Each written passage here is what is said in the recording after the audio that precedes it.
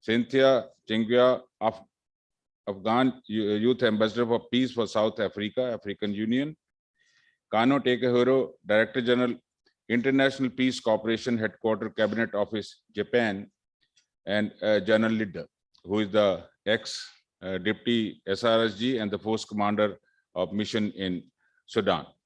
So over to you, sir, for the session to begin. Thank you very much. Welcome back, all of you, from the non-break that you just had. But you should feel most welcome, and all protocols observed. And let's begin, I think. Remember the opening of this year's Challenges Forum. I urged us all to be the bird at dawn. This is the session that will prove if we are the bird at dawn.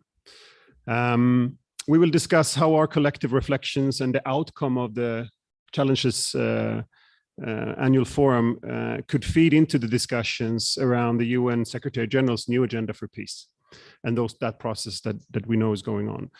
And as you know, the idea of a new agenda for peace was launched in 2021 by the Secretary General, and in the drafting, it provides an excellent opportunity, I would say, for us to contribute with innovative, with creative ideas on how to increase peace and stability.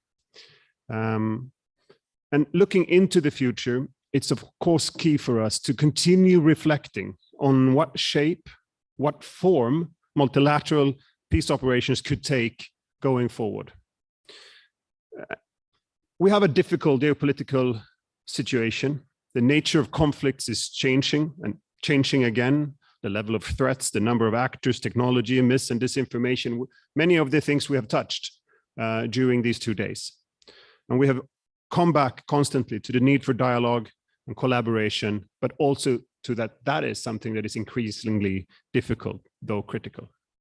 So for 2 days, we've had the pleasure to listen to some of the most prominent scholars, experienced practitioners that work in some of the most challenging and dangerous environments.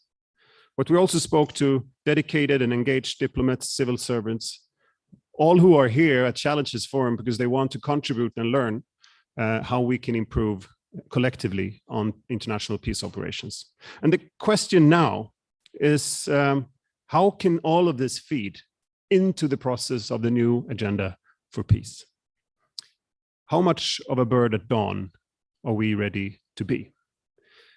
With me here today, an very experienced panel, which have been introduced by the Master of Ceremony. So they need no more introduction, and I'm sure that their contribution in the panel will again introduce them and reflect their experience. And I really hope for this discussion to enlighten us, bring us forward, to see and maybe to also express that collective thoughts that we have been able to generate through these 2 days. The format will be that I'll have an introductory question to each and every of the panelists. They will answer it more or less briefly. And we're quite flexible at this time of the session.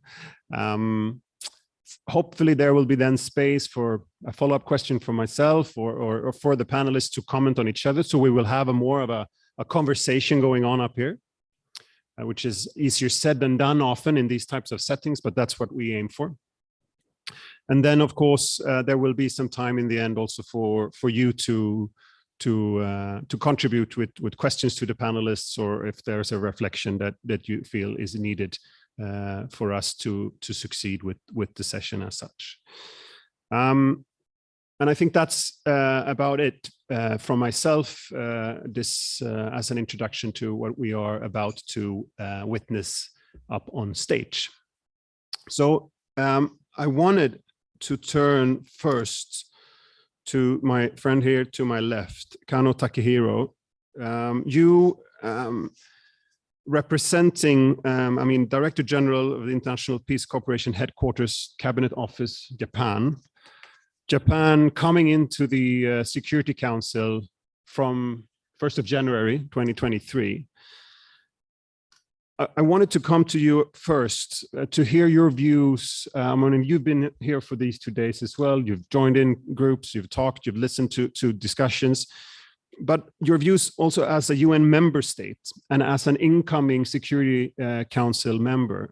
What do you think are the issues that need to be incorporated into the new agenda for peace? And what does it take, you think, for the agenda to come in handy with the situation we also have geopolitically in the Security Council? Japan obviously has to play a very instrumental role when you take the seat from January. What are your thoughts on that, please, Kano? Thank you, Mr. Fridh. Thank you for this opportunity. And this 2-day conference was very informative and educative. As I've taken up my current post, I have to admit that I have taken my current post in charge of peace cooperation just last month, and could quickly get to know many people in this field here through this conference. On a personal note, I'm also very pleased to come back to Delhi so soon. Until this summer, my immediate previous post was the Director General covering Japan and the South Asian countries. And this is my 3rd visit to Delhi this year, including the one being with the Prime Minister Kishida just this March. Let me start by briefly introducing the institution I serve now as the Director General, which is the International Peace Cooperation Headquarters. This is relatively young body, although it's already 30 years old. In 1992, when Japan passed the PKO law that enables our self-defense forces to be dispatched to the UN peacekeeping operations. That's the first ever deployment overseas after the Second World War. The body is set up at the Cabinet Office and chaired by Prime Minister, supported by the Secretariat, with officials from the various ministries, such as the Minister of Foreign Affairs, Defense, and other government agencies. I'm seconded from the Minister of Foreign Affairs. And our body is in charge of interagency coordination for supporting Japan's participation in UN and non-UN peace operations. This year marks actually the 30th anniversary for us. So we had intended to reflect on a past record of PKO and to deliver our way forward in this area, even before Ukraine. Also, Prime Minister Kishida instructed the revision of our national security strategy, the current one being published in 2013 under the late former Prime Minister Abe. And so that the new strategy better reflect the new security situations surrounding Japan in Indo-Pacific and beyond. So how we can input the elements on peace cooperation to the new national security agenda strategy is one of our key elements now. And so the discussion here was very helpful in that context too. Yesterday, Mr. Fridh, you mentioned the Asian great writer, Rabindranath Tagore of India. But the current world situation for me, after Ukraine in particular, reminds me of an European writer with the Stefan Zweig of Austria. And the title of his famous book, Die Welt von gestern, or The World of Yesterday. Because the world we've got so used to so long after the end of the Cold War, now increasingly looks like the world of yesterday. 30 years ago, when Budrowskari released the Agenda for Peace, the world was with much more faith in the multilateralism in many sectors, not just in peacekeeping but operation, but also UNFCCC was formulated the same year. And likewise, in a couple of years later, NPT was decided to be extended indefinitely. Also, the WTO was replacing the GATT. So as a kind of a multilateral frameworks formulated mostly in the 1990s, on the assumption that we could solve the disputes, any types of disputes, peacefully, not by force. Although my intention, referring to Stefan Zweig, is not to be overly pessimistic. On the contrary, I think we should redouble our efforts so that robust and resilient multilateralism and the rule-based international order continues to be the world of today and tomorrow. For that reason, Japan strongly supports Secretary General's initiative of crafting new agenda for peace and holding the summit of the future in 2024. So what kind of elements we would like to see be incorporated in the new agenda for peace? Let me highlight a couple of things. First, new agenda for peace should provide renewed impetus to UN reform, including the Security Council. I think that was mentioned by a couple of speakers in this meeting. Most recently, it is very much regrettable and painful to witness Security Council continuously fail to deliver concrete messages and measures on such provocative acts as annexation of parts of Ukraine by one of its permanent members, or a series of ballistic missile launches by North Korea in recent days. Also, not just the Security Council, but also the nuclear disarmament and non-proliferation regime with NPT and IAEA at its core should also be strengthened. Actually, Prime Minister Kishida went to New York recently twice, one for UN General Assembly, another for NPT review conference, which unfortunately fails to make a consensus again. But I think he will continue his efforts. And one of the occasions will be the G7 summit he will preside next year in Hiroshima. Secondly, new agenda for peace should pay balanced action to various regions of the world, wherever international peace cooperation are potentially needed. I think I learned a lot on many issues about Africa yesterday and today. Actually, I'm not very much familiar with the region, but it's very important for Japan, also for the world. But I do not hear much discussion on other issues of concern in Asia, such as North Korea, Myanmar, and South China Sea, where UN should play a key role on one way or the other. We don't have to be reminded that UN command is still in operation in Korean Peninsula, and Japan still has the status forces agreement with UN command, and we are hosting the UN command area in Japan. So UN, right from the beginning of the Armistice agreement, UN is there. And also with regard to Myanmar, I understand that the UN has appointed, Secretary General has appointed a special envoy, although he or she cannot reach out to the military junta, but nonetheless, UN should play a role. And South China Sea, likewise, it is a sea that should be supported by the international ruling that is final and binding. I also did not hear much talks on ASEAN as regional body, but its role of ASEAN could be a good model for regional body and playing a role of the preventive diplomacy. Of course, it's not perfect, but it can be a model to be shared of which experiences could be shared with many other regions. Thirdly, new agenda for peace should be better aligned with non-UN peacekeeping operation. Just two concrete examples I'd like to touch upon. One is the multilateral forces and observers in Sinai Peninsula.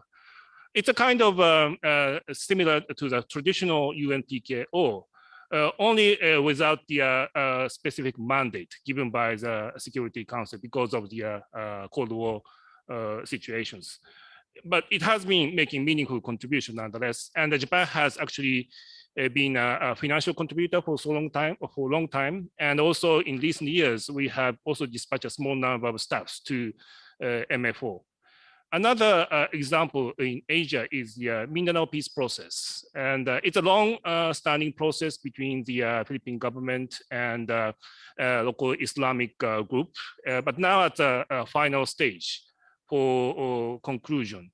And non-UN multilateral arrangements actually play a quite important role for monitoring the ceasefire agreement between the Philippine government and MILF. And also now the decommissioning process is under supervision of the independent decommissioning body. Actually, countries like Norway or Brunei and also Japan is supporting such multilateral efforts. So UN, although it's not playing a major role, but it could provide the supportive role, play a supportive role. And so it could seek certain partnership between those non-UN actors. Fourthly, a new agenda for peace should encourage more partnership between member states with different comparative advantages. I must admit that Japan currently does not send many staffs, personnel to UN missions or non-UN. One is the UNMIS, another is MFO, as I mentioned. That's all. We have withdrawn troops from UNDOF or UNMIS for a variety of reasons. But we could continue to play a role in supporting the other major troop contributing countries, such as the Southeast Asia, or South Asia, through various means. One is the UN Triangular Partnership Program. Recently, we have done that with Indonesia. Another tool would be the ADMM Plus, ASEAN Defense Ministers Meeting Plus. Under that aegis, Japan and Vietnam co-chair the PKO working group. And also one episode that I'd like to really share is the Cambodia. Cambodia, as you know, that they are the beneficiary of the UN peacekeeping operations. Now they want to return the benefits of it. This is actually what Prime Minister Hun Sen of Cambodia told our Prime Minister Kishida when they met in March. So I think that this is an area that we would like to further explore our own way of contribution. Last but not least, very briefly, fair amount of attention should also be given to gender issues in a new agenda for peace. Again, Japan, I have to admit that Japan has not yet a good track record yet, but we would like to continue to make efforts. I think it has two dimensions. One is the gender balance in peacekeepers, and another is the consideration to gender issues in peace operations. They are related with each other. Recently, I had a chance to hear from one female self-defense forces officer coming back from UNMIS. I'm very much impressed by her dedication and her role in taking care of the local communities of women. And so I'm very much convinced that we should continue to ensure the fair gender balance in the peacekeeping operations. Let me stop here. Thank you very much. Well, thank you very much for these remarks. Thank you for bringing up the attention on that the world of the agenda for peace was a different world than the world for the new agenda for peace. And the world of tomorrow, we don't know, but for sure we will be in charge of shaping it with, among other things, our ability to make something out of the agenda to come. Thank you also for being bold to suggest the alignment of the new agenda for peace also with UN reform, even Security Council reform, which maybe is really bold, but nevertheless needs to be brought to the table at some point. The balance of regional attention in these activities, the alignment also with non-UN peacekeeping or peace initiatives, and the importance of making use of all of the UN membership, looking at this in a broad sense. And of course, me coming from a country with a feminist foreign policy, myself being a very devoted feminist, I'm happy to hear also you bring the attention up to gender issues, which always is needed to be brought to the table. So, Kano, thank you very much for this. And I will now turn to my right, to Cynthia Chigwenya. We had a fantastic conversation yesterday on how to advance the youth, peace and security agenda on the African continent. I learned so much. So for you who haven't had the time to sit with Cynthia and just ask her questions, you should take that opportunity as soon as possible. Although also, of course, with the concern over your time, Cynthia. I hope I'm not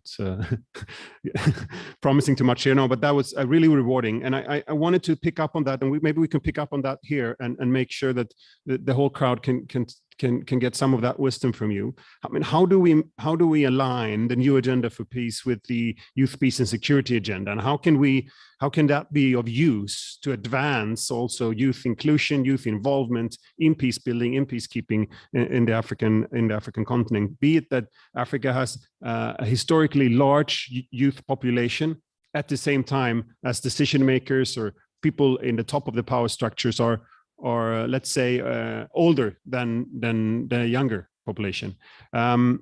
So how do we mainstream the needs and demands of youth, and how do we advance the agenda, and how do we align that with the new agenda for peace? Cynthia, anything you can elaborate and reflect on this would be helpful for all of us, I think. The floor is yours. Thank you very much for reflecting on yesterday's discussions, and good afternoon, everyone. Great. Unless the response is much more livelier. The challenge of speaking before lunch is that you stand before people's food, but to speak after lunch, people are a little more too relaxed and almost sleepy. But thank you for a lively response. Now, to address the question that you posed, which is on mainstreaming youth participation and the new agenda for peace, and also in terms of advancing the youth peace and security agenda, not just in the African context, but globally, is no different from mainstreaming youth participation in other forms of governance and peace building and development more broadly. And the first is challenging stereotypes that we have around youth and youth participation. It is difficult to include young people or to prioritize their contributions to different fora and symposia if we don't change our perspective of their contributions to peace and development. So one of the first things we need to do as key stakeholders is to unlearn some of the stereotypes we have, some of which enable us to think of young people as inexperienced, as less passionate about development than everyone else is. And on the African continent, there was the issue that we also touched on yesterday, which is the issue of liberation, war, and independence, where people feel entitled to hold positions of power because they feel they sacrifice for it more than the current generation has. So there is need to unlearn and to rethink that approach if we're going to work as with young people as key stakeholders in the new agenda for peace. Now, apart from that, I'll also reflect on some of the discussions we had on the sidelines, which is where the real conversations usually happen. And it was on restoring the legitimacy of institutions. We need to have young people that believe in sitting at fora and symposium and conferences and discussing development challenges. And the reason I'm saying this is because we've seen a lot of protests and demonstrations that people have taken up in the Nigerian case. We've seen EndSARS, which is a protest against police brutality. And although that has worked, and in other cases, Fridays for Future, that has worked and has brought accountability, but what also that reflects is a decline in belief in formal systems of participation.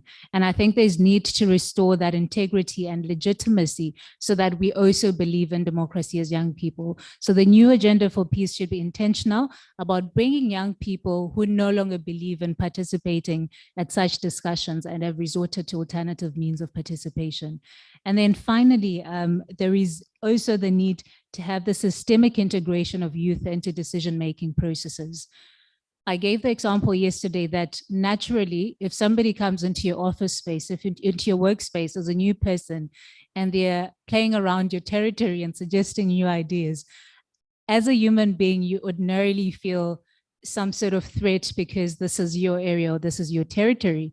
But if we have policies that clearly articulate that youth participation is a development priority and a national priority, then when young people get into institutions such as decision-making, it is not viewed or regarded as a threat by other generations because policies and laws clearly articulate them to be key stakeholders to development processes. So I think in just 3 ways, these are some of the ways through which we can look into mainstreaming youth participation. The first being challenging the stereotypes, the second being restoring the legitimacy and integrity of institutions, and then finally being systemic about their inclusion and development processes and peace building. Thank you very much. Thank you, Cynthia. That was very comprehensive, very much to the point, which we of course appreciate. And thank you, I think, for bringing these very basic things up. If we want to include, and we want to have a larger inclusion of young people into our operations, into our work, it is us that needs to turn around some of the stereotypes we have and the beliefs that we have on how that works. And I think that is a challenge to us who work in this field. And I think also especially that you did that also in yesterday's opening session, brought up the need to have trust and legitimacy in institutions. Yesterday you mentioned governments, and there are of course other institutions where where this has to be rebuilt and retrusted. And that can only be done through this systematic work that you're pushing for. So thank you for bringing these three extremely relevant pieces to this puzzle on how to move forward. I hope to come back to you later on during this discussion, Cynthia, to follow up on some of these things. Now, let's now move into the experience of a practitioner, of a very well-equipped and experienced person from the field, Lieutenant General Jasbir Singh Lider. Thank you for being with us here in the panel. I want to turn to you in your capacity and experience as a force commander, and ask, I mean, how all of this is, of course, if we're to succeed, this is up to the member states as a collective, but also as individual states to be able to, let's say, foster the motivation to be part of this, to be engaged in this peace work. So how do we ensure that the international community consolidates its strategic convergence into political support for this work? And how do we motivate true contributing countries to provide properly, equipped, trained, and accountable peacekeepers? And perhaps even how do we motivate more countries to be contributing with this? If you can elaborate on this, it will make me really happy. So the floor is yours. Thank you. Does it work? I think there's something wrong. Hello? Are you okay? Okay. Thank you very much. Gratitude to both the challenges of the USI. I happen to be working for both, for being on the forum here and with a very high panel. Over the last 2 days, we have all identified successfully the character of the new peacekeeping environment. The biggest challenge, as I see, while going on to the new agenda for peace, is how to recalibrate contemporary UN peacekeeping to address and contest this new environment. Admittedly, the new players which have come into the field, various initiatives have been made at the Secretariat and in the field to address them. We've been addressing this. But now there is a requirement to move ahead and look comprehensively at this whole thing, of which TCCs must be an integral part. Every peacekeeping activity today, whether it is an action or an inaction, has very fast-flowing communicative effect and has strategic impact, which implies strategy is no more linked to rank or status. However, the peacekeeping format continues to work in a linear hierarchical manner of strategic, operational, tactical. We have to change this and bring in an environment of strategic culture, strategic thinking, of which TCCs could definitely play the lead role. Let me come to the political support. TCCs, as have been very rightly said, are one of the main stakeholders, and it is necessary and prudent that they are injected into the entire loop of peacekeeping planning and execution. Not only in the peacekeeping, but in the complete doctrinal and conceptual development. Additionally, on the mandates, while the UN Security Council reforms, and it takes time, it's outside our purview, but what is necessary is changing the mandates. The mandates need to be more descriptive, making a permissive environment on the ground to people operate. Presently, they're far too prescriptive, and they have a tendency of tick box mentality in the field purely to fill up. Select the right people, get the TCCs trained, get your political leaders trained, and deploy. At the regional level, two things from my own experience politically as well as militarily. One is the political convergence of regional players within the UN mandate. That must conform to it. And number two, if we have forces operating there, those forces have to have compatibility with the UN forces and operate under the UN flag. We need to be very, very careful about the authority, command and control, or putting parallel forces which are not in the chain of command. Examples are in front of us. We don't have to follow that. Let me come to the TCCs now. Ever since warfare began, the military component has worked on two things deployment and employment. It has not changed. There's no need to introduce new names. There's no introduce to look at it.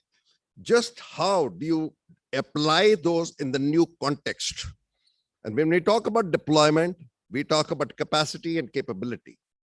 And we talk about employment, we talk about the control of space and pivot and maneuver. The TCCs do require the right environment in that. Deployment. People have to be given the resources. We've been saying it. You give a mandate, give the right resources, give the matching resources, give modern resources.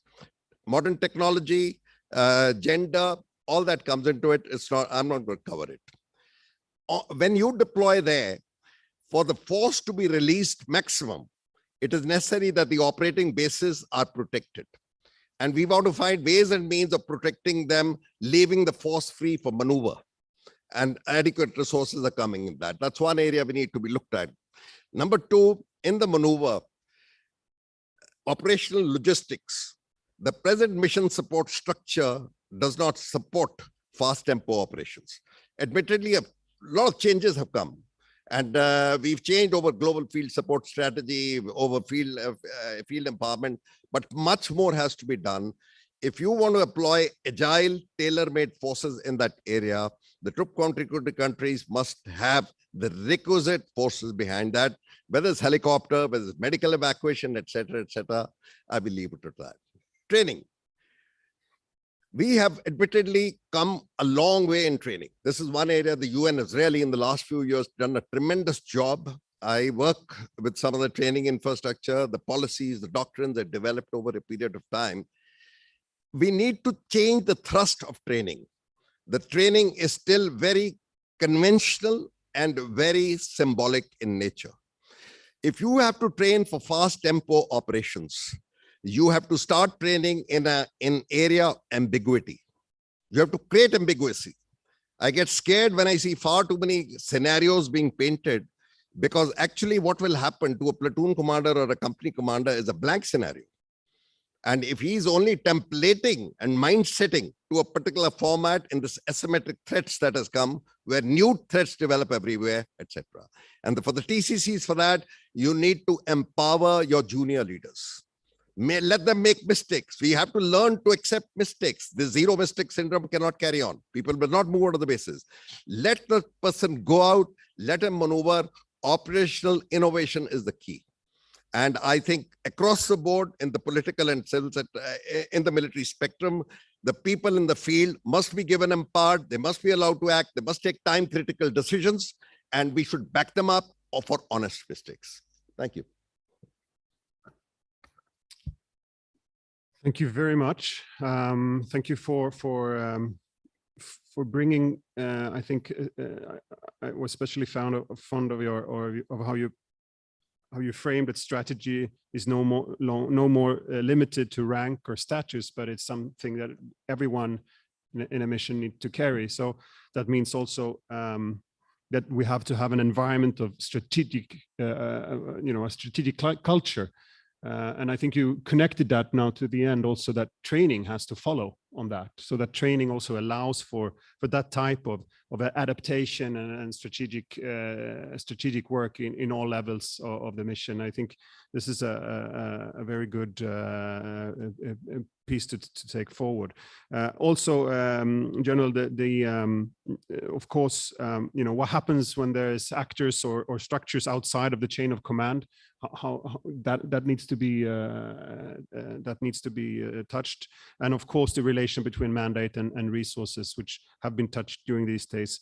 But if we have high expectations on tailor-made missions, we also need to have high expectations on resources that is being deployed to that.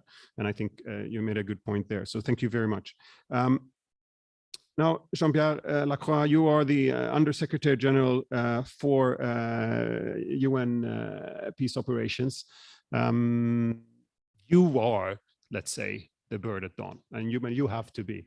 And now you've heard us, and you're part of the discussions for 2 days, and you've heard now also, of course, from this panel, some issues connecting the discussions here at Challenges with the new agenda for peace. Now, in your understanding, what are the most demanding areas for DPO, for your work, for the missions, in order to have the new agenda for peace becoming this sort of energizing tool somehow for UN peacekeeping?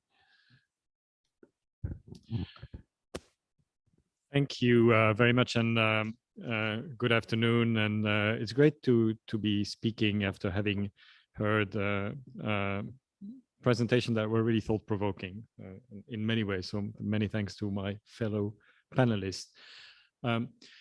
First of all, I think that the common agenda and the agenda for peace, they are indispensable, especially since we have such a divided membership, such that can potentially really weaken multilateralism, and that makes the need for a vision, for want of a better word, even more pressing. But I think that if this vision is to sort of meet the objectives, there is a bit of a dilemma, because it needs to be supported by member states.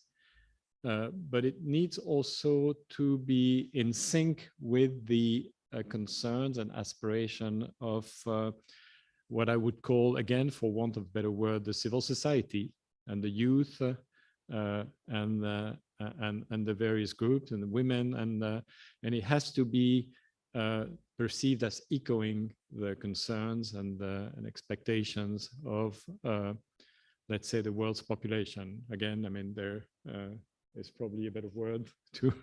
And I think this has to be factored in, I believe, when the UN and the member states will be working for the completion of the agenda, because otherwise I'm afraid that the vision would not reach that goal of sort of re-energizing the multilateral spirit and the awareness that the problems of our time being global, they require a response of a multilateral nature, as opposed to responses based on nationalist interest, conceived or perceived in the narrow sense of them. So that's number one. Number two, I certainly believe that the new agenda for peace needs to be focusing on the emerging drivers of conflict,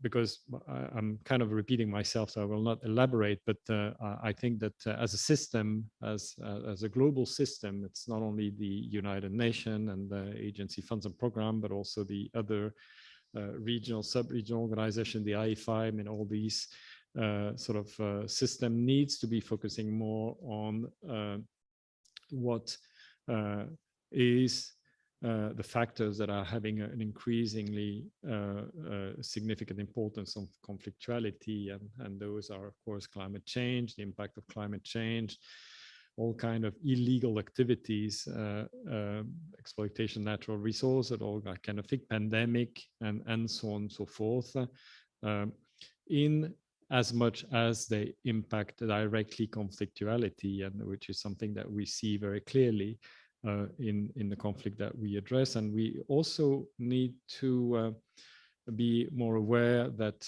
this conflict, perhaps because of the nature of these drivers of conflict, are more and more interconnected.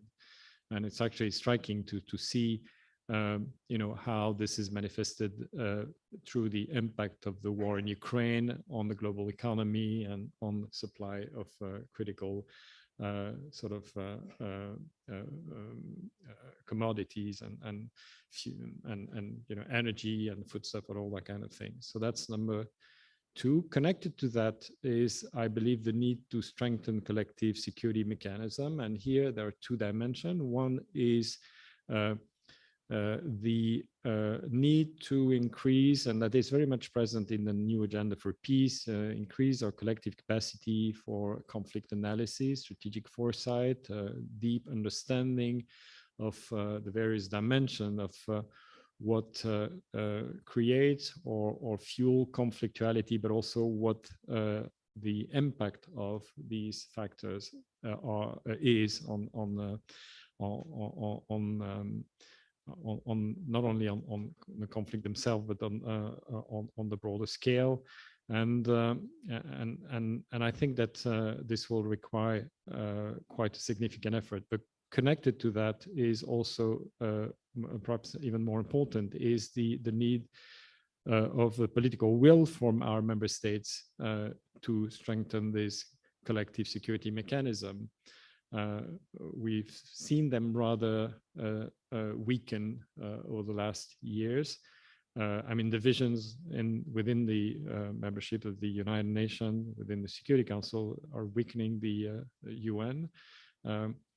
And I'm not sure that other mechanisms, particularly regional, sub-regional organizations, are getting stronger. I'm afraid that in many cases, and because of a lack of political will from their member states, these mechanisms on which we rely more and more are not getting stronger.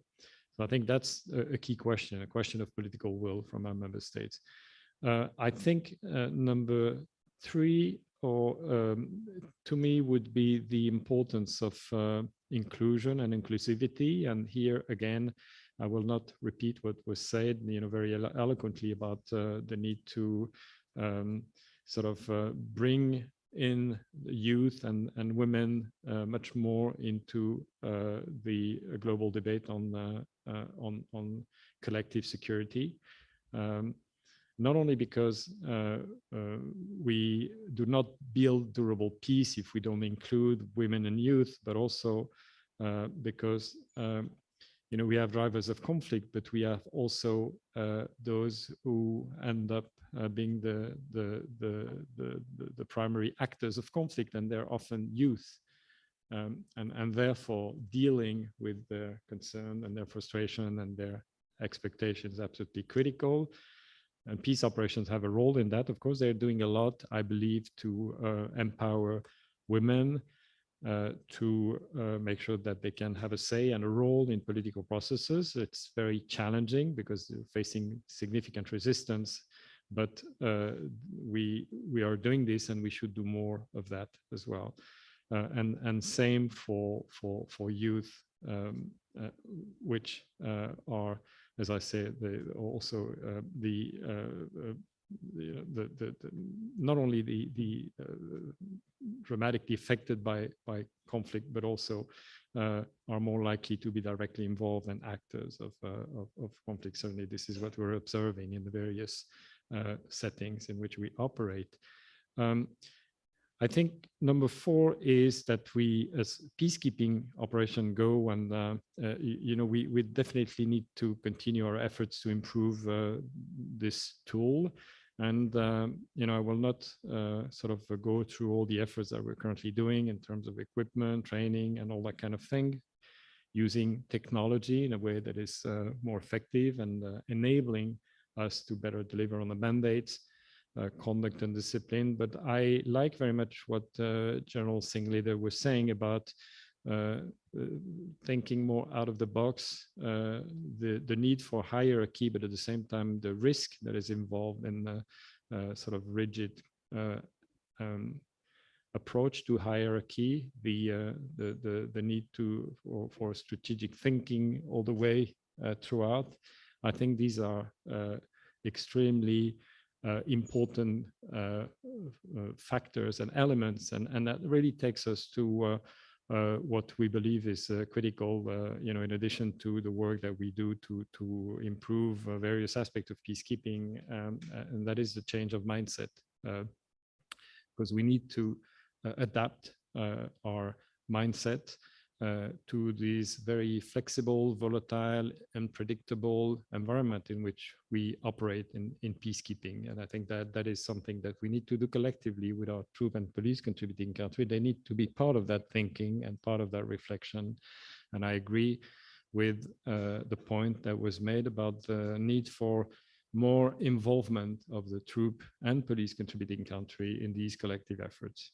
And finally, I believe that we will have to think out of the box when it comes to future of peace operations.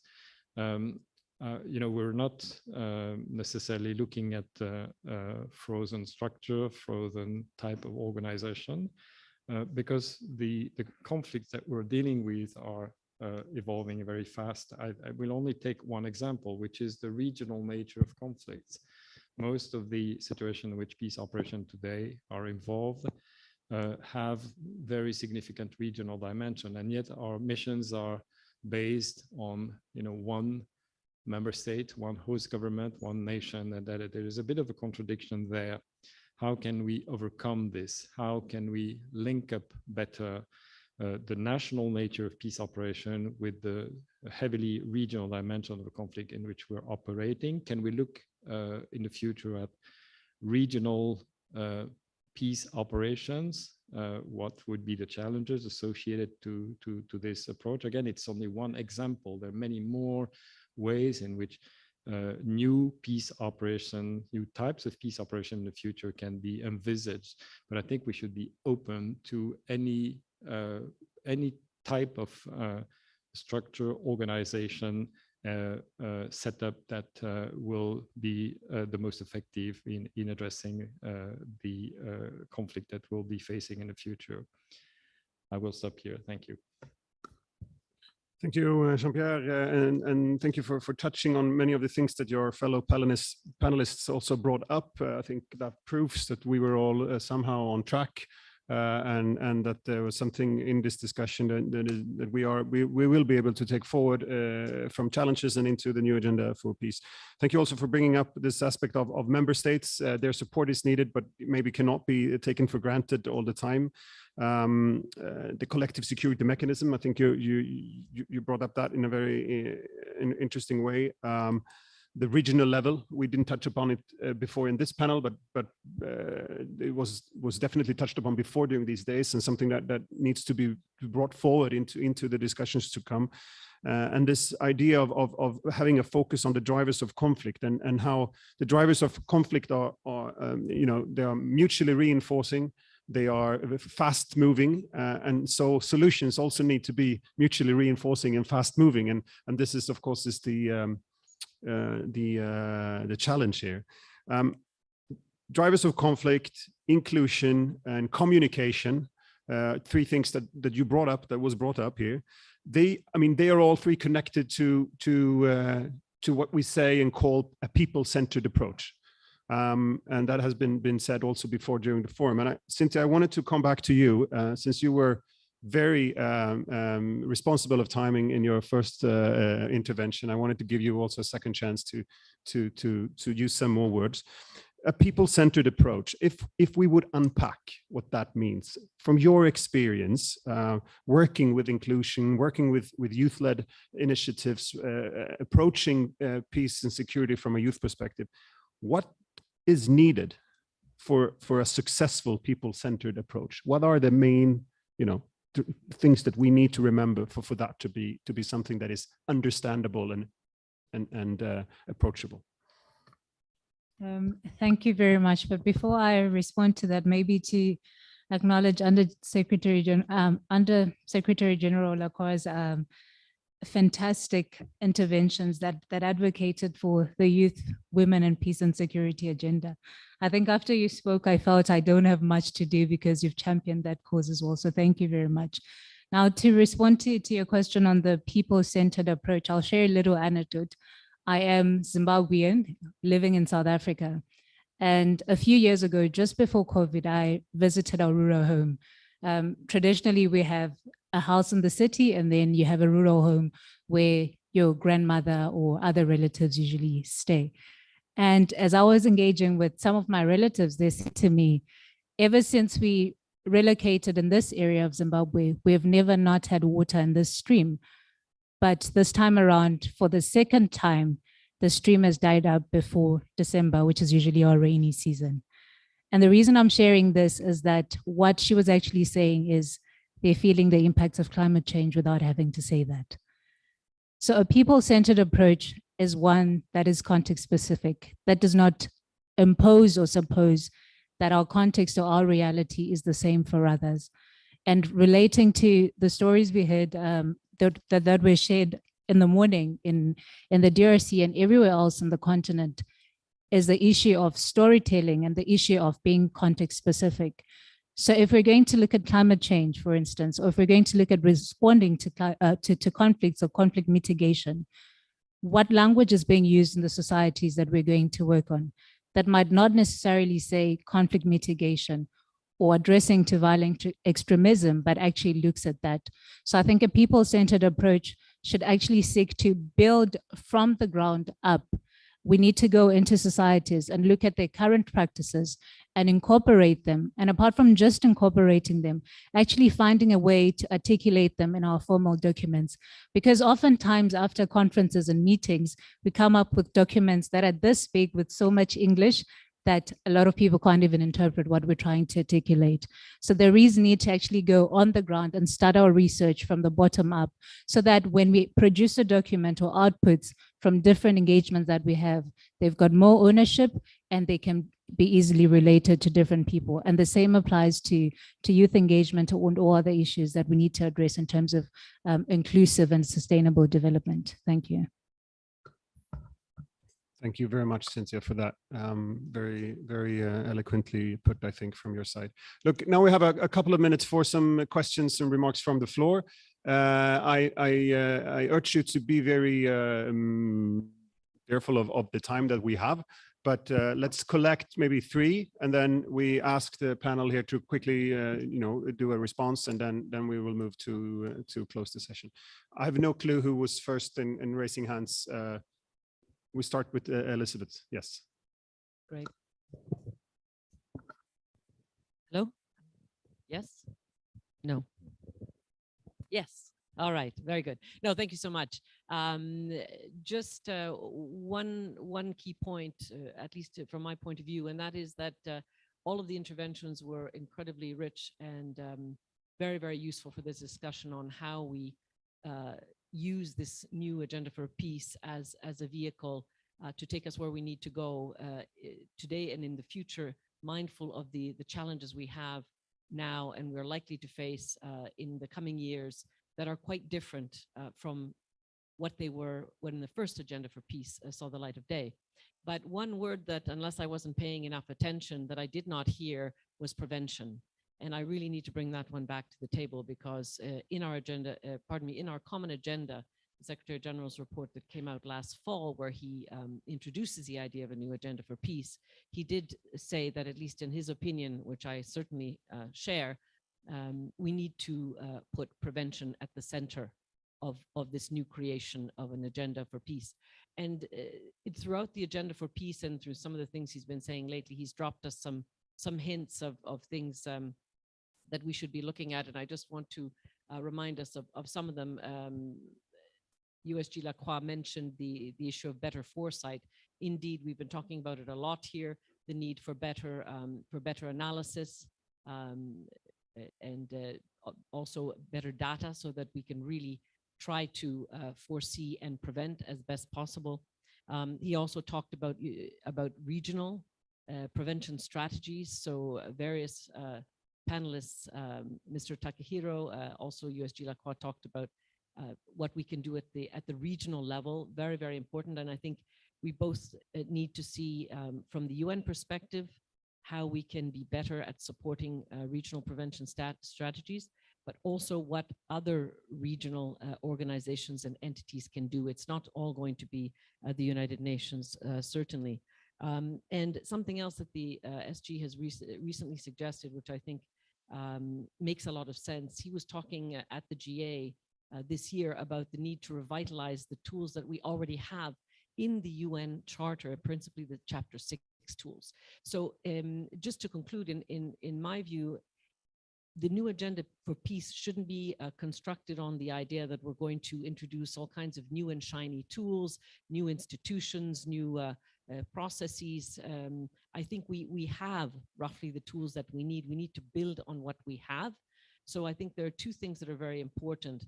One is that we use this momentum that's now behind the new agenda for peace and taking us towards the summit of the future and what is supposed to be a pact for the future that member states will jointly agree to use all of that to recommit to the UN norms, values, and principles that underpin really our main legitimacy for the international maintenance of peace and security.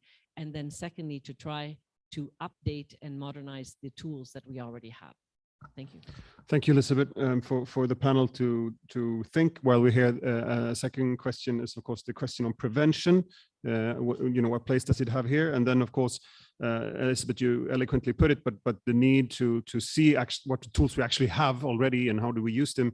Do you agree with that? That could be one question for the panel. I would think you do, but then think about the prevention one. And then second question. Right here, Mr. President, if you permit me, please. Okay, thank you. A very small question, 10 seconds. I went through the Committee of Contributions report as on 29th September. And when you see the payment of that contribution by the member states, the first part, which is in the permissible limit, is 53 nations. And I find out of the first 5 on the Security Council chair with veto powers, only France paid up its money. I'm glad India also paid. In the second list, we have 78 more nations, and we're still not getting the contribution. So I think the responsibility part, when you sit on the high table, it has to be taken on head on.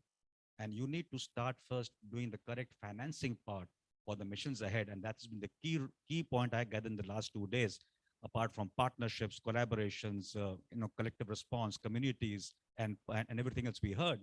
One key point was finance, and we were looking at private sector financing and public-private partnerships. But where are the heads of the table who are sitting on the high table? Why they're not paying up on time?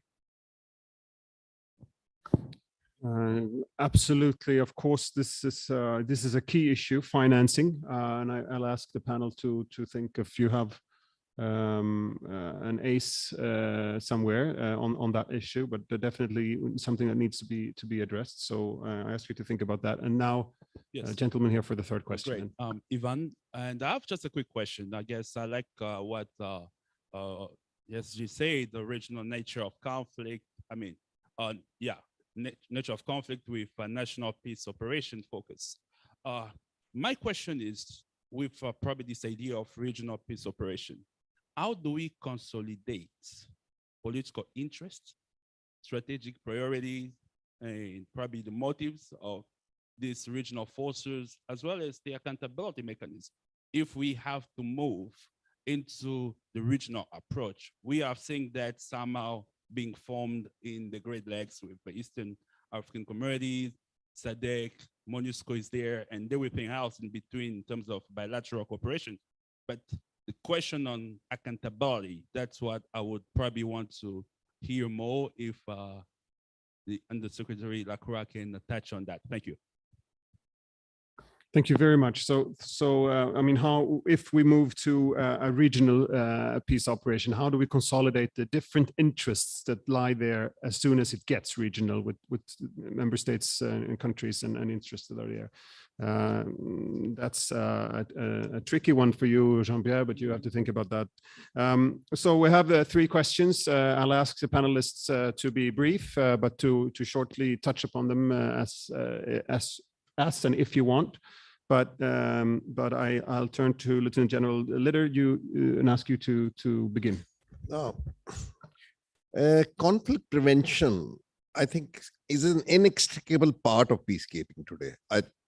Actually, we need not delink it from there. And we are doing conflict prevention right from the very start. While at the strategic level, at the regional level, there are organizations there. But every peacekeeper, believe me, is doing conflict prevention every day. In fact, today's peacekeeper is triple-hatted.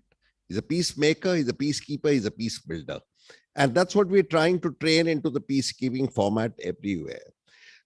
My experience has been that civil affairs, human rights officers, peacekeepers, military observers, a lot of time they're doing conflict prevention all the time.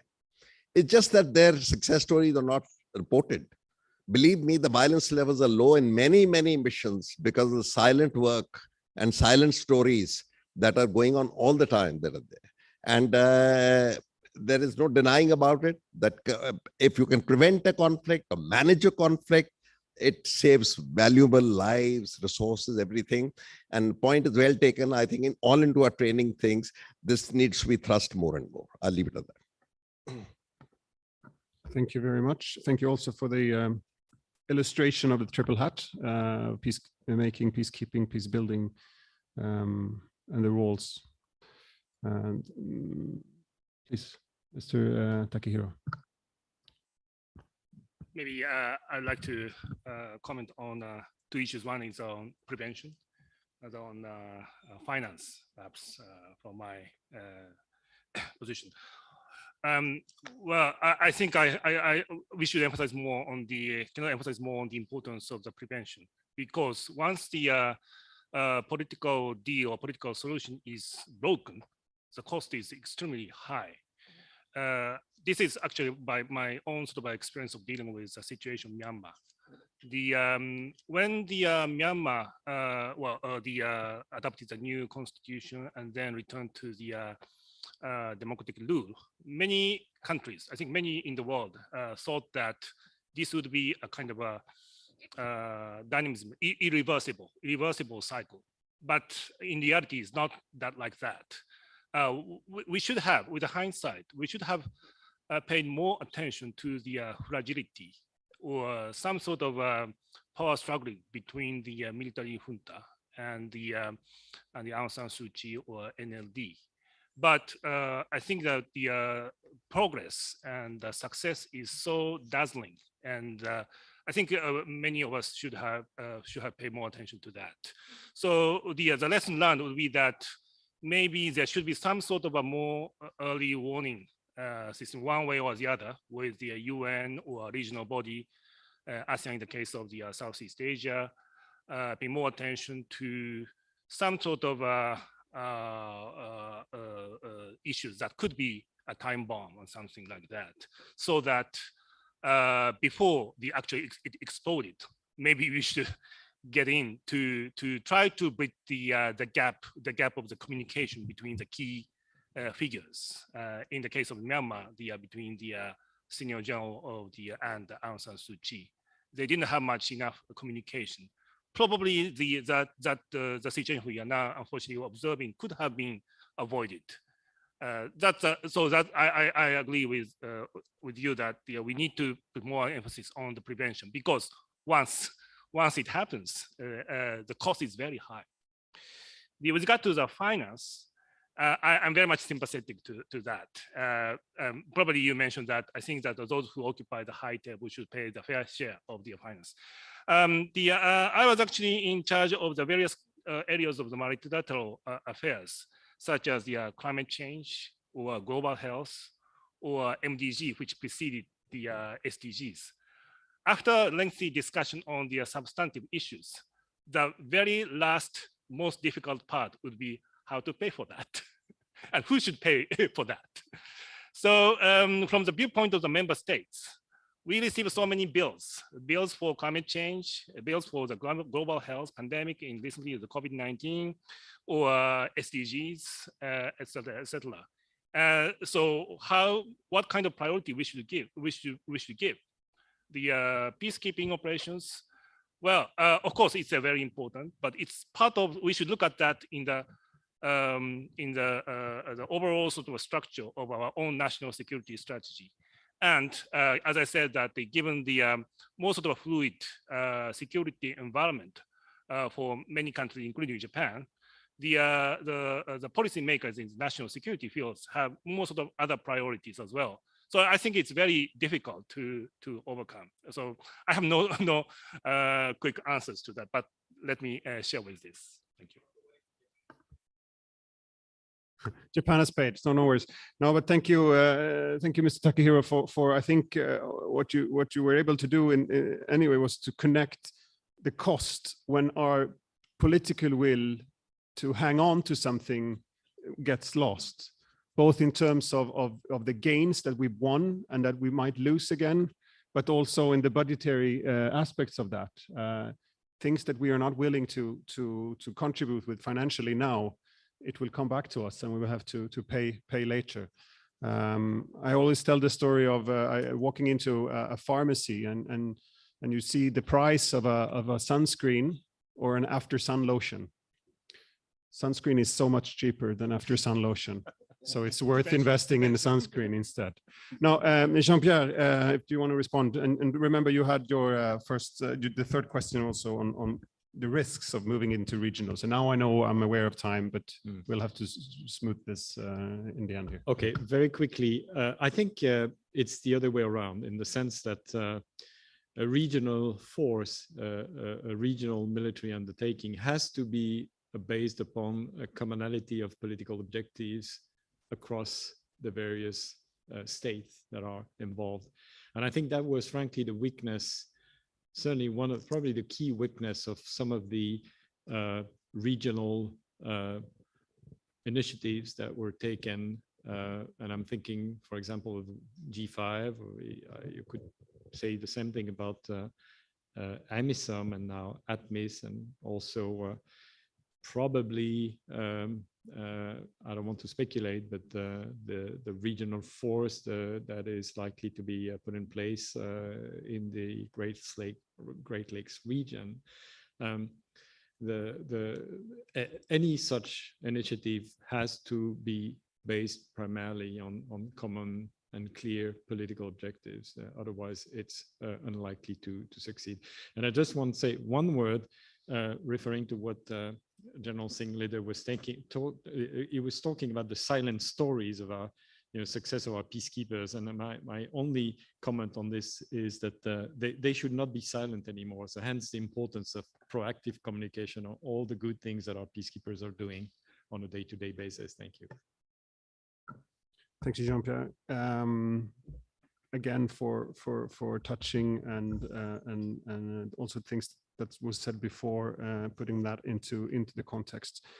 Cynthia, please, would you like to give also a brief respond to the questions? Perhaps I'll respond to one that was raised by Dr. Ivan, which was on accountability and political will to see through initiatives. I think overall there is need for ethical leadership, regardless of the region or where we are in the world. I think once we prioritize ethics in our leadership, all other issues that we're concerned about regarding development come into place.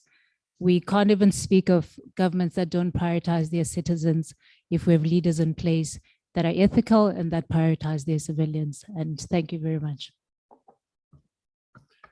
Thank you, Cynthia, for bringing up leadership also to this conversation.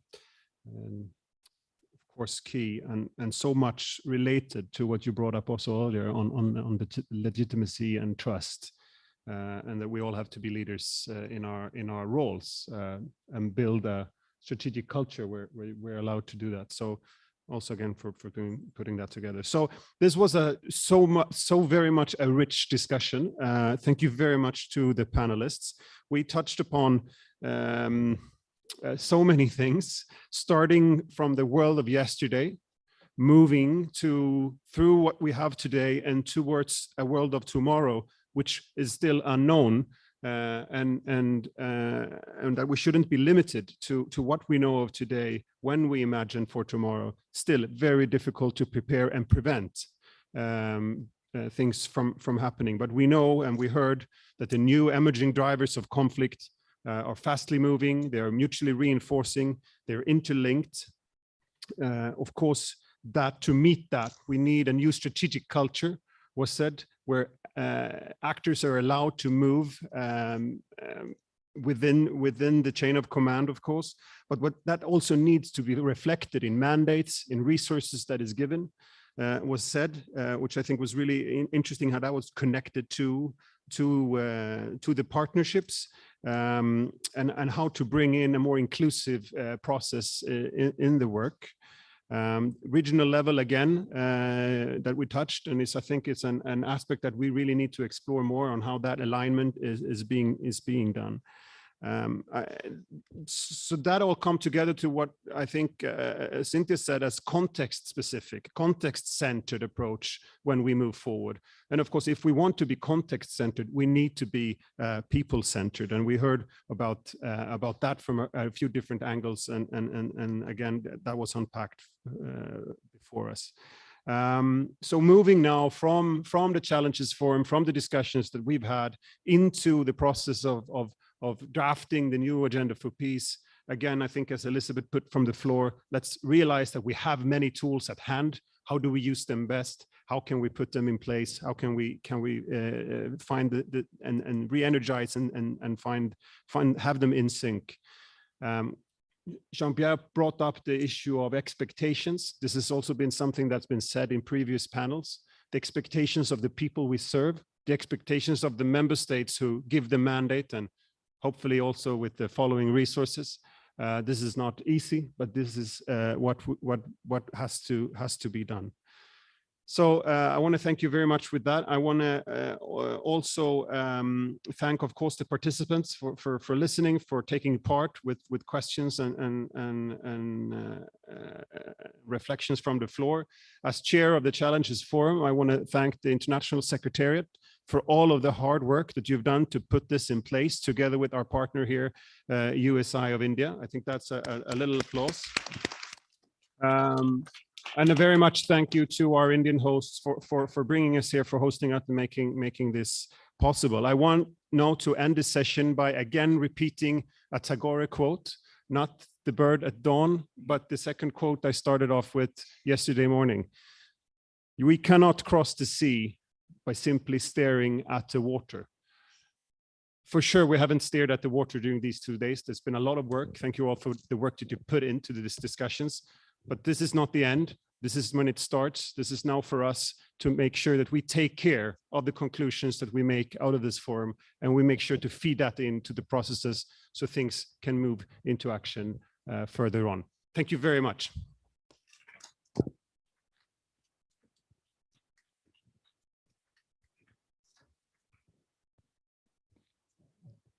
Indeed, we are grateful to this high-level panel that they have given us a roadmap for new agenda for peace and a summit for future. As you said, this is not the end. This is the beginning of another chapter. Thank you very much. Thank you. May I now request we start the closing ceremony. May I request the General Fernandez, BGST, to come on the stage. Vanilla, Director USI.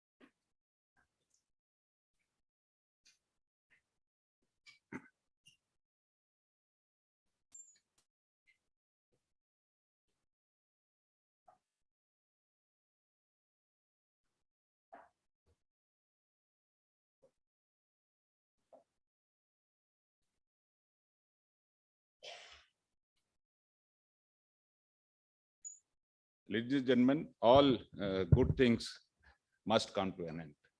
And finally, the closing session of the Challenges Annual Forum 2022. It is my proud privilege to have been associated with the planning and execution of this star event of the Challenges Forum, and equally honored to coordinate and moderate the event in presence of such distinguished panelists and the speakers. With their rich experience, they have brought valuable insight to the topics of discussion during the event. To begin the closing ceremony, before I invite General Fernandez, Director General, Directorate of Staff Duty, Indian Army, for the closing address, a few words about him.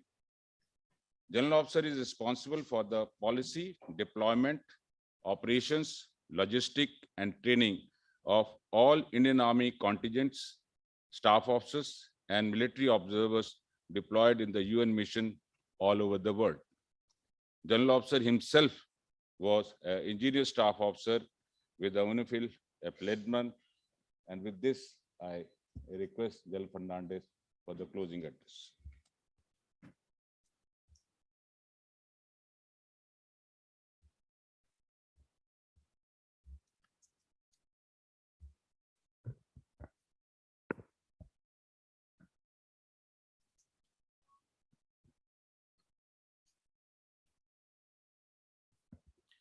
Respected General B.K. Sharma, General Pradeep Goswami, the Director and the Deputy Director of the USI, Mr. Olsson Fridh, the Chairman of the Challengers Forum Partner Meeting and the Director of the FDA Sweden, Ms. Pernilla Ryden, the Director of the Challengers Forum, Ambassador Abdul Latif, Mr. Jean-Pierre Lacroix, the Undersecretary General of the DPO, Ms. Elizabeth Speher, the ASG of the Peace Building Support, Excellencies, distinguished dignitaries, ladies and gentlemen.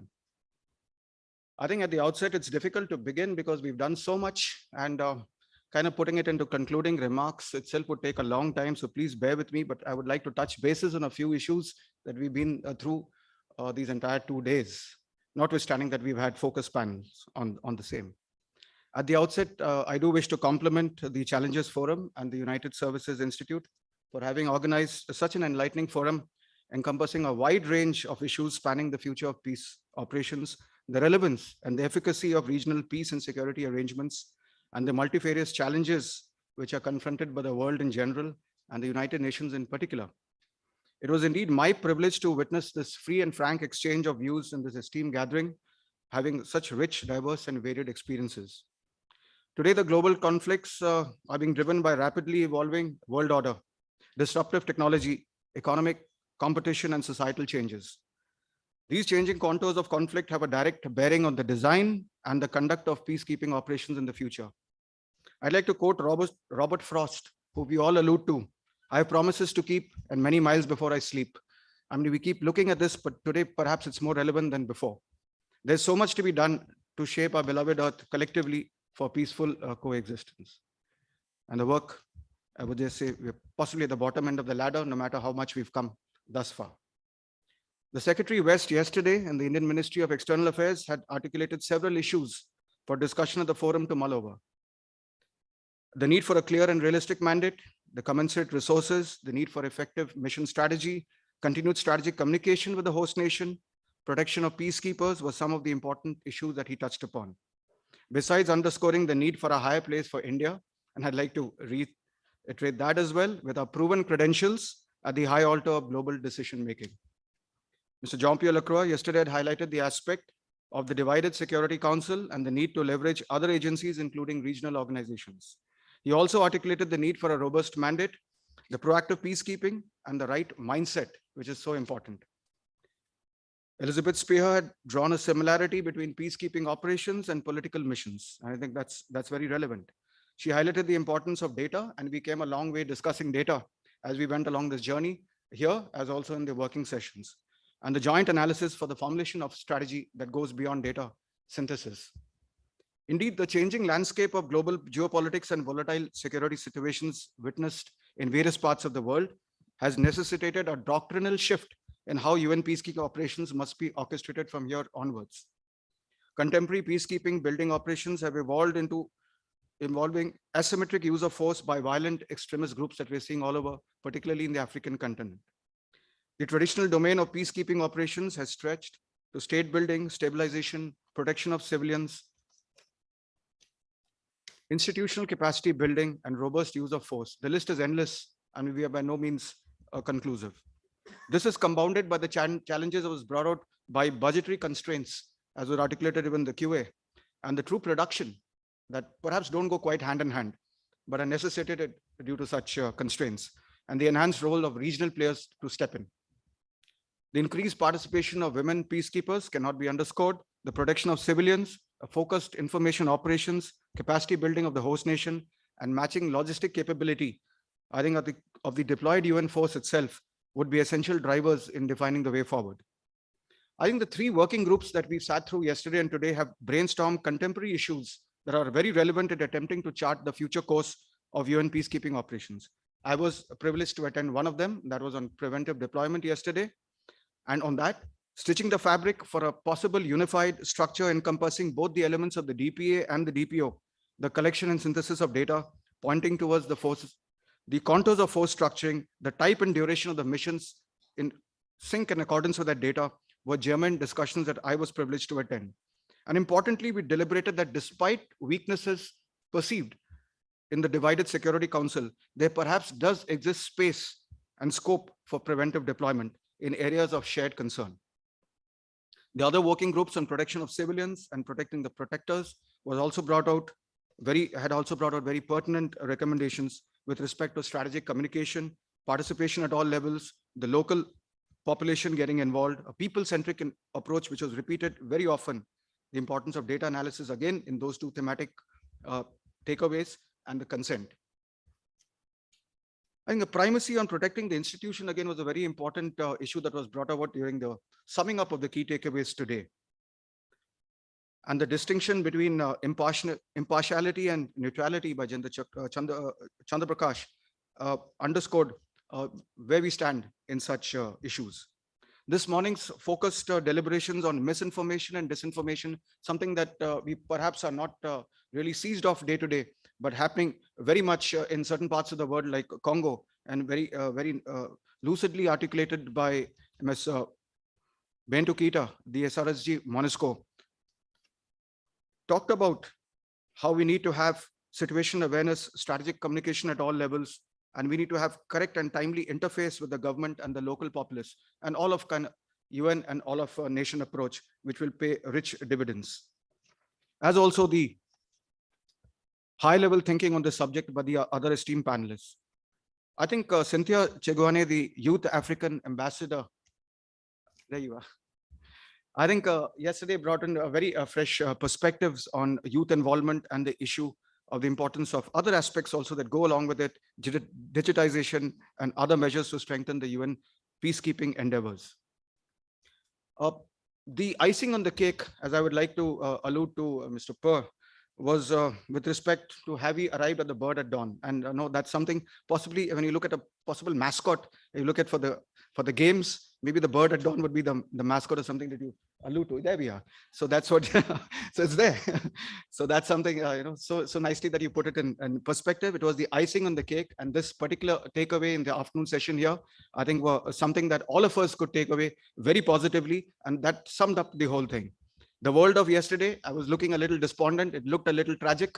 It looked a little backward, which was alluded to by by Kano Takehiro, but he quickly, moved forward and says that we would like to see it as a promise of tomorrow. It's not the oppression of yesterday.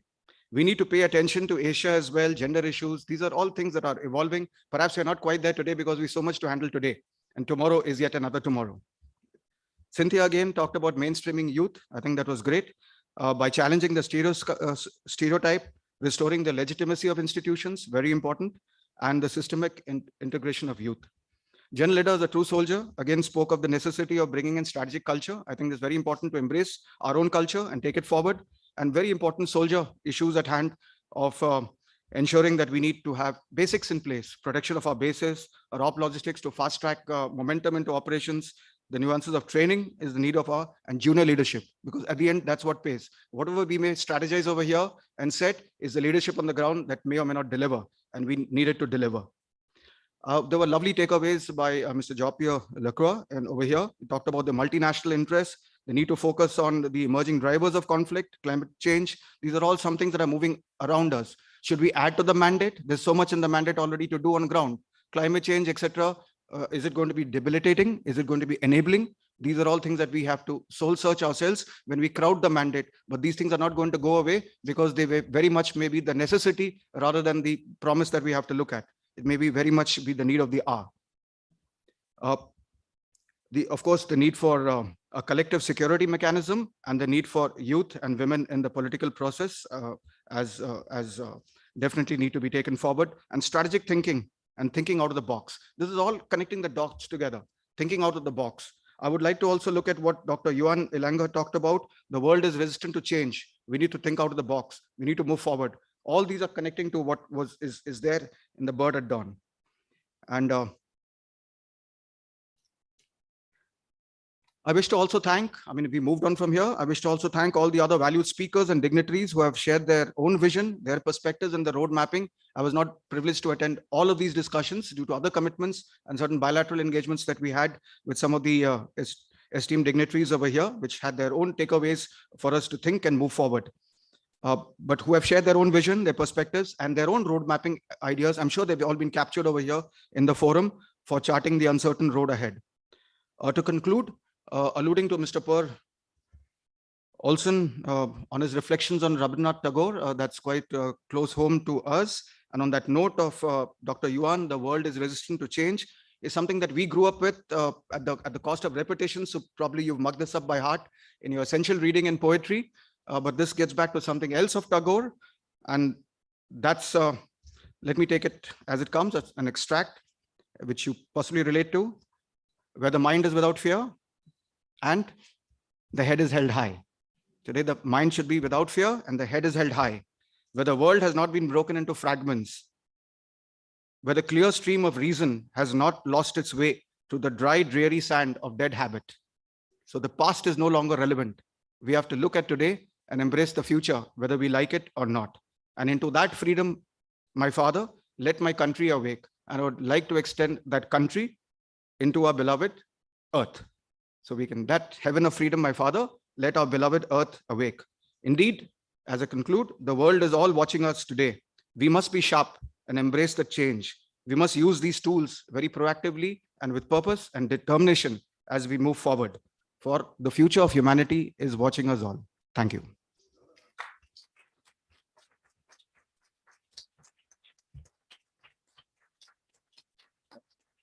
May I request Jan Sharma, Director USI, for the closing remarks.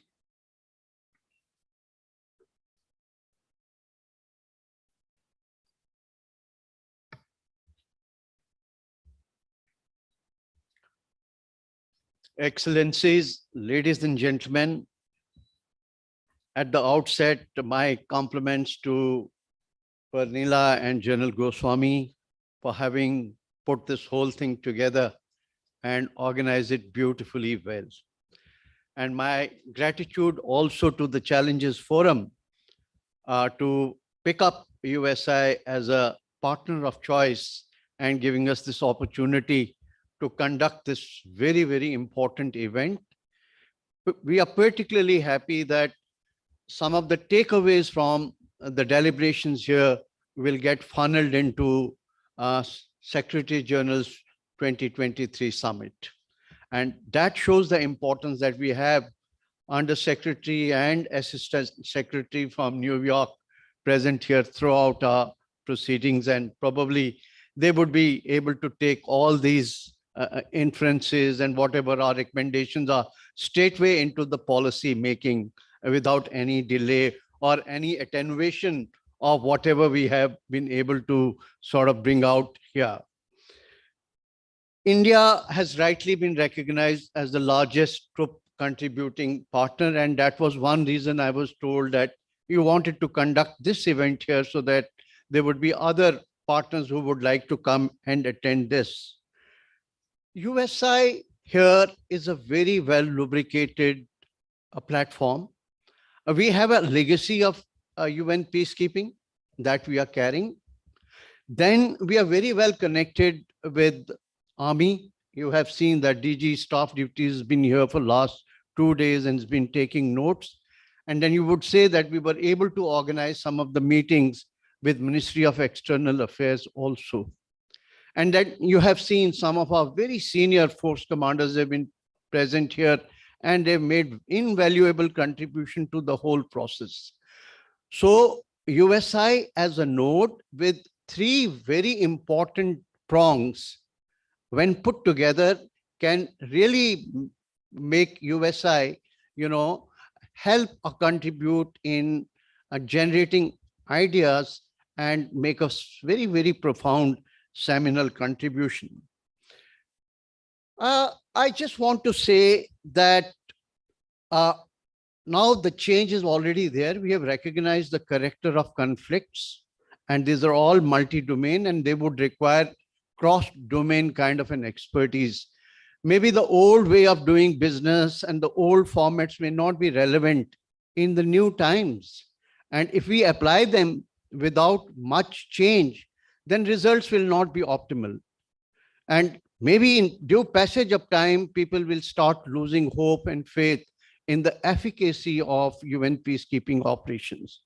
And it is high times that we don't run that route, and we should take action and see that we are able to reimagine and relook the entire concept of UN peacekeeping in the world. In a world which is mired with critical uncertainties. And here, the first and foremost thing as think tanks we should get involved is about, imagining the nature of conflicts and how these conflicts are likely to pan out. What are the alternate futures? And this has to be done in a very scientific way. Causes of conflict, what are its effects, what are the plausible outcomes, what are their consequences, and what should be our response strategy. And within response strategy, what should be our core strategy? What should be our shaping strategy? What should be our hedging strategy? And it's not sacrosanct. These are all interchangeable. We also now get into very seriously into the technological empowerment of our missions, because the other side is very, very well apt, and they've been using technology. So this is another revolution, I think, in the UN peacekeeping operation we need to work on. And then, of course, you need to have, multi-skill development programs, which are UNMOs and are, the troops who are participating on ground. They should be very, very well versed with this.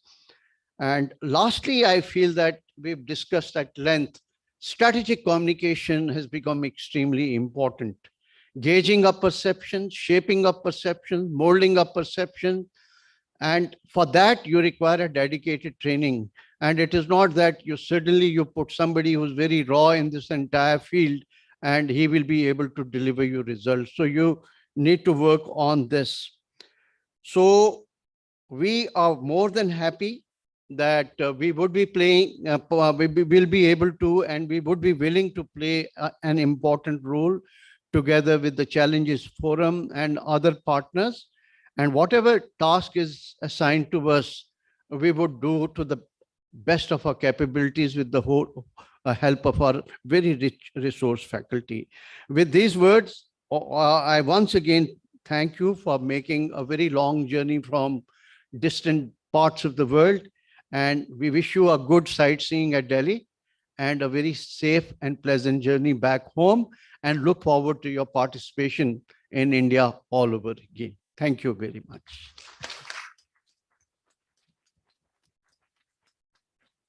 May I now invite Pernilla Ryden, Director, Challenges Forum, for the closing remarks.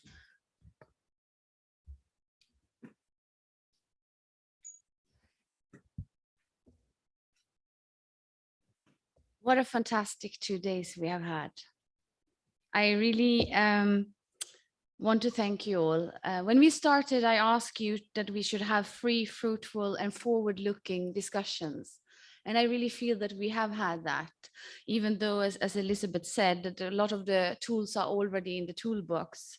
And as Jean-Pierre said, maybe we don't know exactly, even if we plan how the future peacekeeping would look like. And Bintu has given us very big pointers of how things have developed and how things can spiral out of control. But I will not keep you. I could talk for long. I'm very inspired, but I will not keep you for long. I'm standing in between you and your refreshments. So I just wanted to really say that I thought we took a participatory centered approach to this forum. So I will really thank each and every one of you.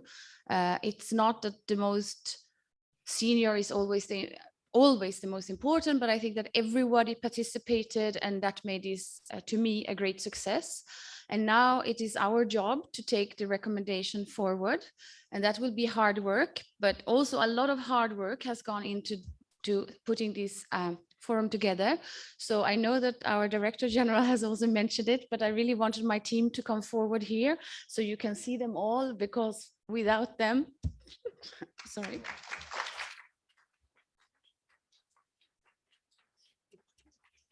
I get a little bit emotional, but without them, we would have not managed this. Thank you so much. Thank you very much, everybody.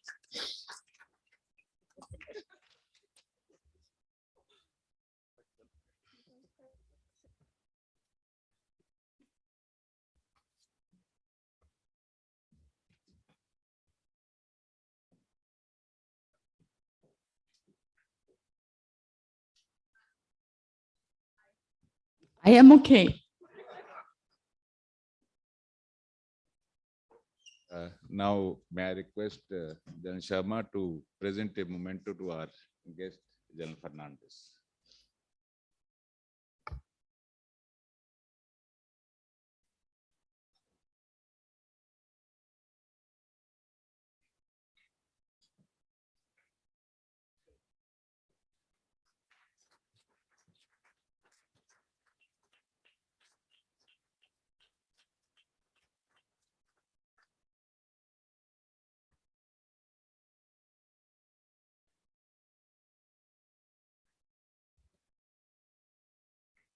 I think you are listening me from yesterday morning. So give me some more time.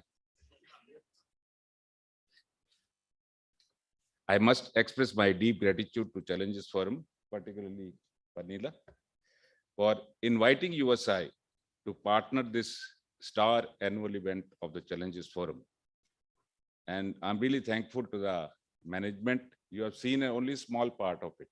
Remaining are still operating from the Sweden, and they are operating behind the scene, not seen by anyone, but we know what is happening here is somebody is supporting, sitting behind. At the same time, I have only two persons who was managing the affairs, though I was in the forefront, they were in the background. I'll get them on the stage subsequently. That is General Badalai and Colonel Sharma. Challenges Forum has taken 22 years to come back to USI. Before this, they were here on 13 to 15 September 2000. That is, I'm talking 22 years and 21 days back. So I hope Challenges Forum won't take that much of time to come back again. And with this, I must thank other organizations which supported the USI for this conduct of event. That is the Ministry of External Affairs, Government of India, then Center for UN Peacekeeping, ICRC, and UN Women. Thank you very much. I hope all the participants have enjoyed this trip to Delhi, and we felt privileged to host you all, and I hope we were a reasonable good host.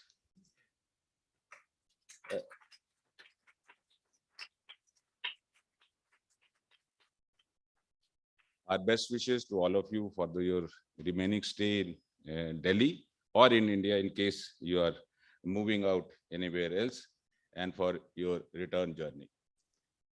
Despite the closing ceremony, please don't hesitate to contact us if we can be any help to you for your duration in India. With this, gentlemen and ladies, we close the Challenges Annual Forum 2022, and will again meet in 2023 with a new theme and at a new place, until you will announce today. At this stage, ladies and gentlemen, I'd like to quote something. Every story has an ending, but every ending is a new beginning. Expect the unexpected. Let life surprise you in the most beautiful way. So, but once again, I have a surprise for you. May I request Excellency Jean-Pierre Lacroix, Under Secretary General, Peace Operations, United Nations, to come on the stage, please.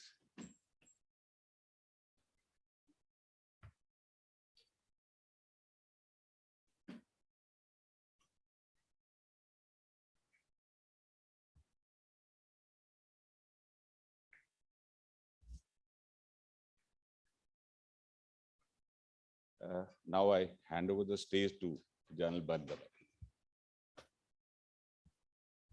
Good evening, ladies and gentlemen. I'm not here to deliver a talk, but it's again an announcement of coincidence, really. But I really very unusual to see such good attendance at the end of the 2 days event. It shows that all of you are happy, professionally and logistically. Pernilla has already complimented her team, and some people have been working behind the scene. And you have been seeing General Goswami running around. He has been omnipresent everywhere. In this event, the main choreographer, the architect and the structural engineer, and also the one who's playing the flute of the well-orchestrated music is no one other than General Goswami. That's why he has been called from the very beginning the master of the ceremony. So, from Indian side, while thanking Pernilla and with your permission, I take it that this extra couple of minutes of yours is a token of appreciation, while I request Under Secretary General and the delegates to unveil a book which Goswami has been working while everything is going on and finally compiled it, and it just got ready yesterday. So before I move forward, I will request General Goswami to tell you what is the book about.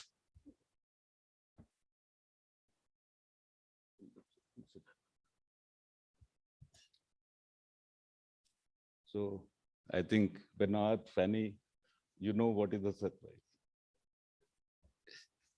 So gentlemen, this book, which is going to be released today, is called India and UN Peacekeeping Through Prism of Time.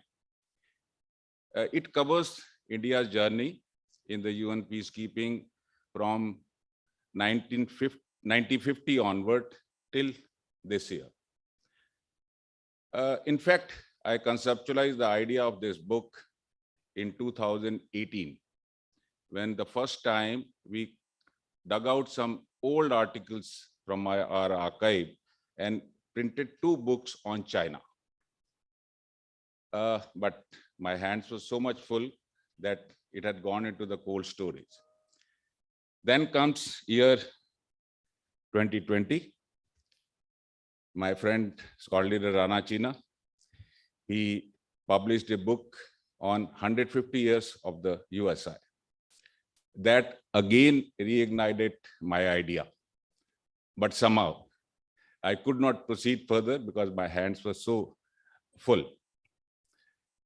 But I continued digging out the articles, going through it, shortlisting it, and keeping it in the cold storage. Finally comes April 22, when I was relieved from my appointment as a Deputy Director Administration, and I had a reasonably, in comparison, not that I'll say free time, but reasonably I had some time available to you. In the meantime, Pernilla called me, Cedric called me, I met Pernilla at New York. That is the time idea of Challenges Forum coming to India started taking place. So both the things are moving parallel. But then I had a time, I thought in month of May that I must complete the book before this event happens, and somehow I could manage this. Gentlemen, this book has a total of 50 articles. First article starts with India participating in the South Korea, and the article is of the vintage 1953, though it is not directly talking about the UN peacekeeping. Our General Bernadotte had gone to the Korea for a reconnaissance. When he returned, he made a note of it, and that came to as an article to us, and that was printed in the USA Journal.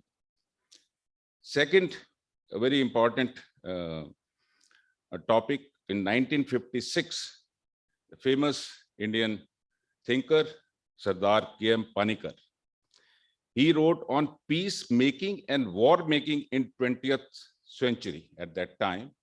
And what, once you go through the article, you will realize how it is becoming relevant today. Beside that, there are a number of articles. I'll just quote three articles out of it. In 1960, in the Congo, when things were deployed, even Indian troops were deployed there, there is an instance where a rebel leader led the UN force. You'll be quite surprised with how it happened. It so happened from Congo to Rhodesia, old Rhodesia, that road was to be opened by a specific time. But that area was under rebel control. Finally, the force commander that time was General Premchand from India. And the plan was made with the tanks, APCs, everything. And somehow that rebel leader was under house arrest of the UN. Somehow he came to know, and he knew that in case his rebel react, they'll be wiped out. So somehow he convinced the UN, and he moved out just 4 hours before that, because morning 4 o'clock was the time to move ahead. He reached there in time, and then he led the force. UN force was following him, and he was telling his rebel leader, don't open fire. So that is one article, quite an interesting article to narrate how a rebel leader led the UN force.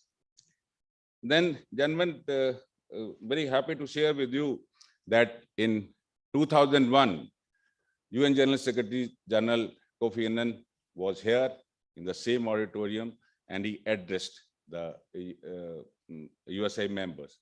You must have seen the photographs outside.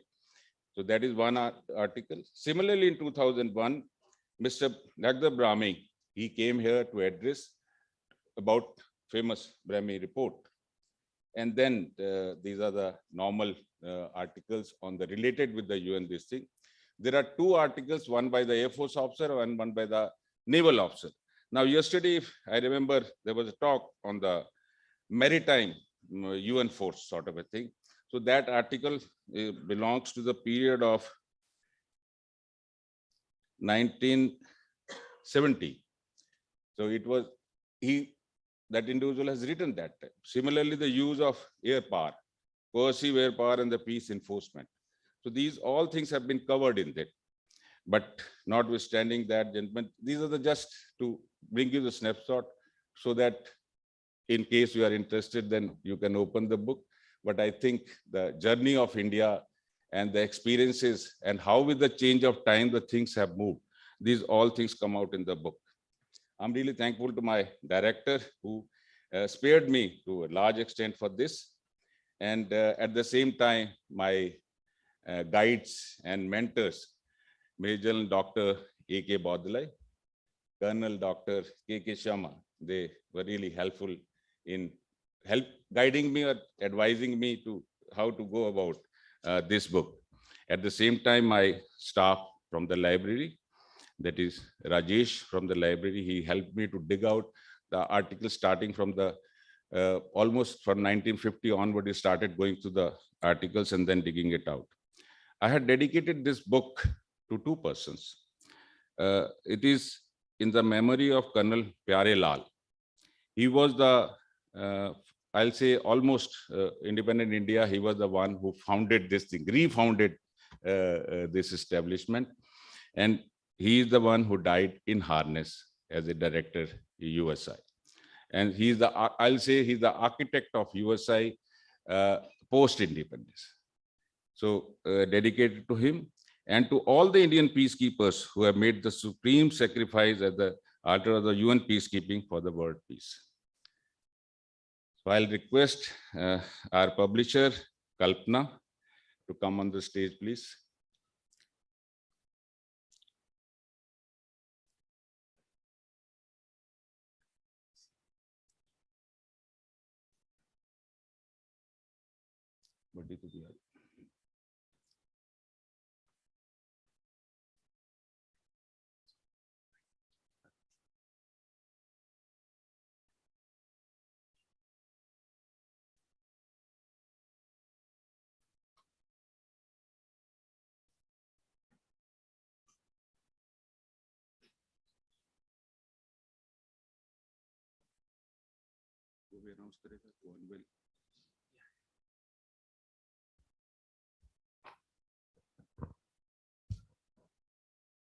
Now I request the Under Secretary General, a distinguished guest, to unveil the book, please.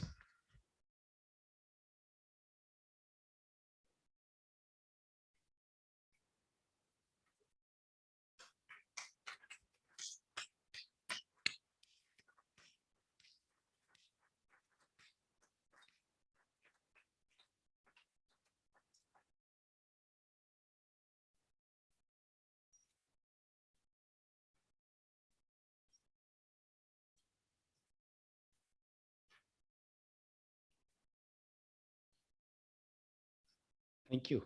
So my job is done, Goswami. Can tell you to go for refreshment now. May I request the head of the branches of the USI, Jalbadla is here. May I request Kal Shama?